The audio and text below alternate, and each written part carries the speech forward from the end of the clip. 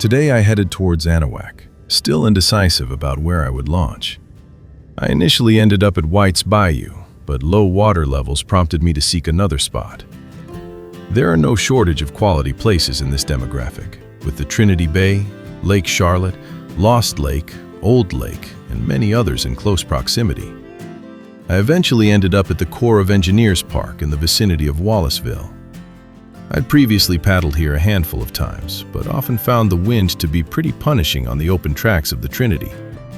Conditions this day were suitable, but the pesky receding water levels made my usual circuit uncertain. With that in mind, I decided to launch on the Trinity and head due east up the Old River Cutoff. This was another tract where wind could often be overwhelming, but today it was relatively comfortable. The paddle portion will find you flanked by swaying saltgrass with approximately 60 yards across, leaving plenty of room to maneuver. Pelicans were plentiful and would frequently splash down nearby in search of their next meal. Likewise, dozens of cranes, egrets, spoonbills, ibises, seagulls, and cormorants dotted the shorelines. It was a pretty cool day, with temperatures dipping into the 40s, which explains the absence of visible gators, in spite of this route cutting through Anahuac, dubbed the alligator capital of Texas. There are a few tributaries, and even small lakes that are accessible throughout this leg of the Trinity when water levels are ideal. However, today, they appeared only as muddy paths and fields. Approximately 2 miles in, I arrived at the point where the Trinity intersects Long Island Bayou and Peterson Lake. Here, I opted to head down a relatively narrow, nameless bayou that offers some shelter. It is on this meandering channel that I spent the majority of the paddle. One plus about this route is that it offers pretty ample opportunities to stretch one's legs.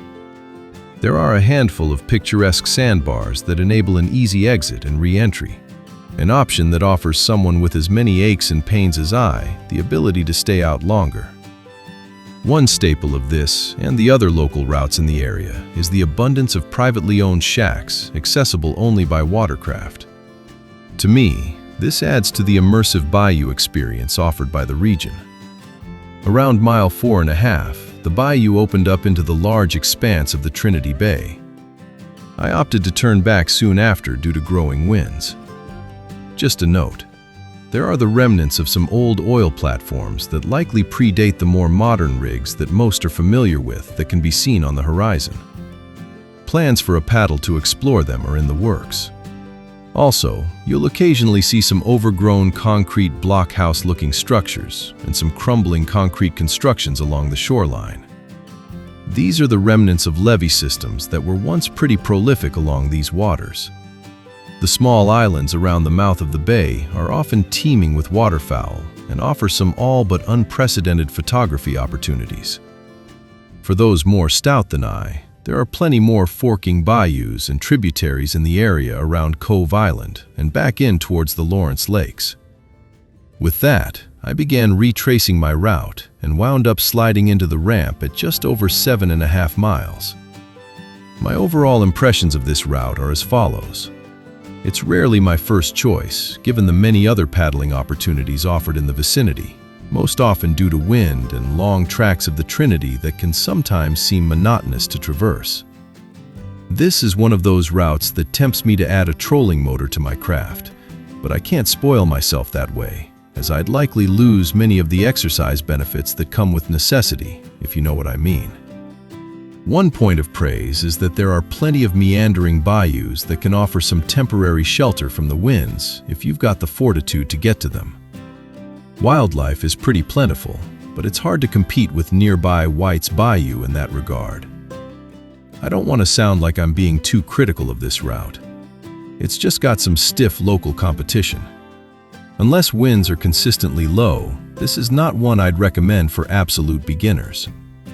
Powered craft are also regularly encountered here, so be aware of that.